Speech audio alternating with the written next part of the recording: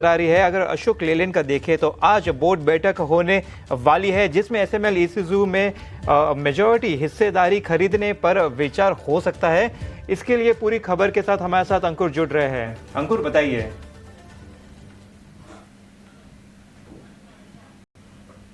जी, Ashok Leyland SML Isuzu में majority stake खरीद सकता है। सूत्र हमें यही बता रहे हैं कि एक बोर्ड मीटिंग होने वाली है अशोक लेलैंड की और वहां पे कंसिडरेशन ये होगा कि 40% से ज़्यादा का स्टेक खरीदा जाए। अब ये होगा कैसे?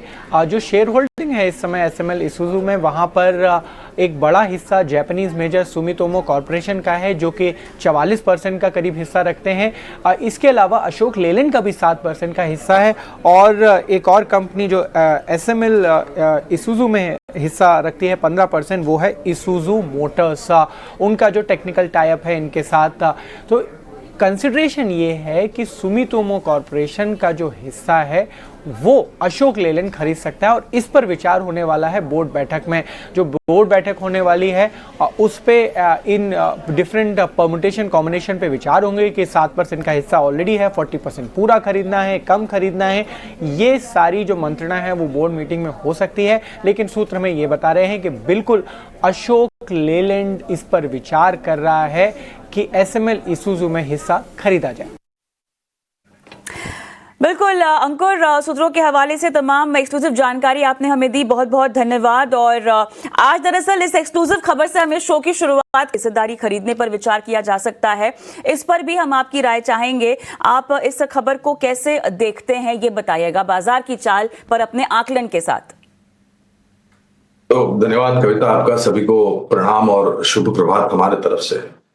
देखिए, पहले तो ये प्रतिस्पर्धा में अशोक लेलैंड का नाम आया है अधिग्रहण करने के लिए। जो भी बातें एसएमएल ईसुजू को लेकर के कल परसों से चर्चा में है, महिंद्रा एंड महिंद्रा का नाम भी आया था, अब अशोक लेलैंड का नाम आया है। देखिए, अनिवार्य हमारे लिए होगा कि जब तक कागजात पर या जो भी सहमति है उस पर मोहर नहीं लग जाती है, तब तक आगे बढ़ती हुई टिप्पणी करना बहुत ही मुश्किल होगा हमारे लिए। लेकिन एक दो बात स्पष्ट रूप से कहना चाहूंगा कि बुनियादी तर्क के आधार पर M N M, Mahindra and Mahindra limited और अशोक लेलैंड लिमिटेड, ये दोनों पर ही हमारी खरीदारी की राय है। और हम ये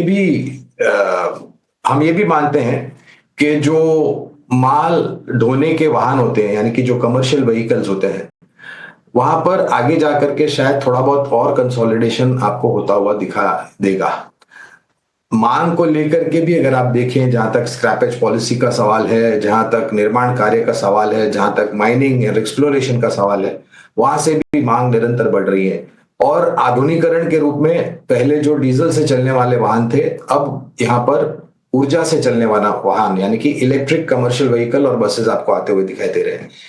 तो ये आने वाले समय में दोनों कंपनियों के तरफ से अगर स्पष्टीकरण आता है और मोहर लग जाती है तो अनिवार्य होगा टिप्पणी करना।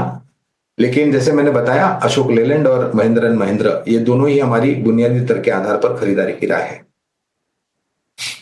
लेवल्स जो है गौरंग सर बताते हुए दोनों ही ऑटो स्टॉक्स के लिए। लेकिन अब चलते हमारे पहले कॉलर के पास और हमारे साथ जुड़ रहे जयप्रकाश दोषी।